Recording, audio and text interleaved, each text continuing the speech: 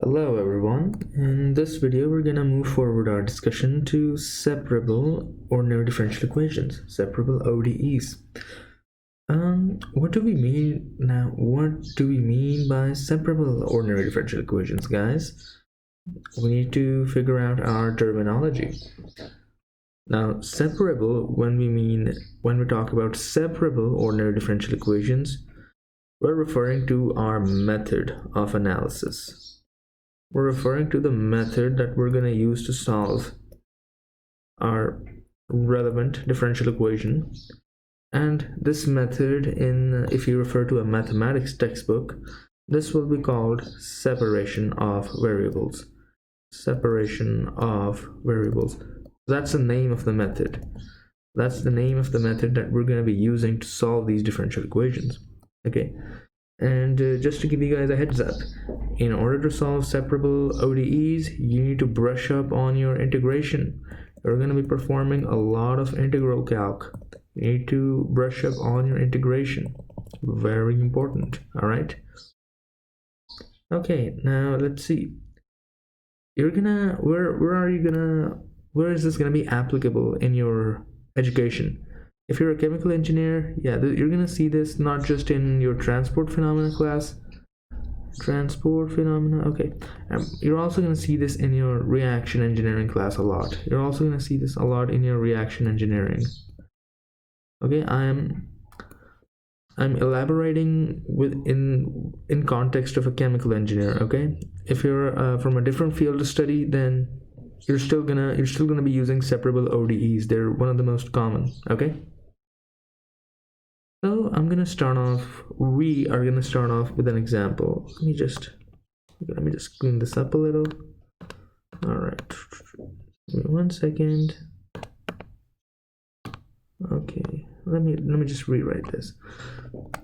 So the differential equation in my example one that I have here is the rate of change of a concentration. The rate of change of C sub A is equal to negative K times C sub A. All right, now this basically, this is a general initial value problem. Okay, this is an initial value problem. As you can see, time is my domain here. Time is my domain. I've been given my initial condition, and I also have the value of K. All right, so now let's see if I can rewrite this differential equation. If I can rewrite this differential equation with K, I'm just gonna substitute K so that I'll be able to all right, let's see where we're going from here. Now, what happens if we divide both sides by C sub A? Okay, what happens if you divide both sides by C sub A? You can see on the right side, boom boom. All right, on the right side, CA cancels out. So let's see our resulting expression. Okay, our resulting expression comes out to be 1 over C sub A, rate of change of C sub A is equal to negative 0.05. Okay, now just to make it very explicit, I hope you guys can see that on the left hand side, I have solely an expression of C sub A, my dependent variable. On the left hand side, I have solely an expression of C sub A. Whereas on the right side, I could argue that this is an expression for my independent variable, in this case time. Now you might be wondering, yo, there's no time here. I don't see it. It doesn't matter. I could easily say that this is t to the power z. Same thing. T to the power 0. T to the power 0. All right, same thing. So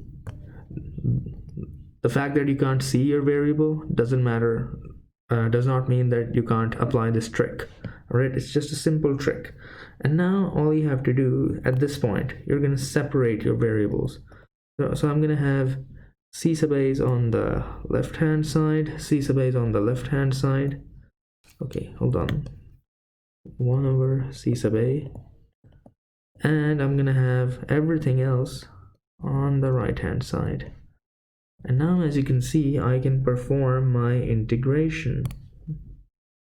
Alright, the left hand side will be integrated with respect to c sub a, and the right hand side will be integrated with respect to time. Okay, very good. Let's see what happens. So on the left side I get natural log of c sub a, and on the right side I get negative 0.05 times t plus a constant, the constant of integration a.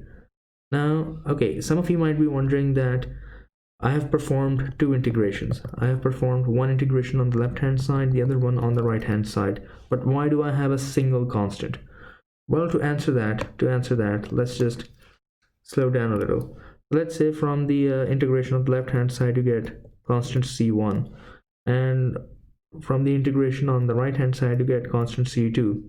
If you combine c2 and c1, if you combine a constant with another constant, if you combine crap with more crap, you get more crap. Okay, if you combine c2 and c1 like I did here, it's just gonna equal another constant. Like, there's nothing special about it. I can just save myself time. I can save myself time and just write it as, I'm gonna write it as a. Okay, now in order to find the value of a, until I don't find the value of a, my solution is not complete. I do not have a unique solution. So I'm gonna plug in my initial condition, right? I'm gonna have to use that. So at t equals 0, the left side becomes equal to a. I hope you guys can see that. And the right side becomes equal to a. Pardon for my dyslexia. And the left side becomes equal to natural log of 5. Okay, so we've evaluated our constant of integration, and now my final solution form. I'm going to skip some algebra steps. Okay, it's going to be c sub a t is equal to 5 times e to the minus 0.05 t. So this right here is an exponential decay. Expression. I hope you guys can see that. All right, so I'm gonna conclude this video right here. In the next video we're gonna go over another example of separable ordinary differential equations. All right guys, thank you so much for watching.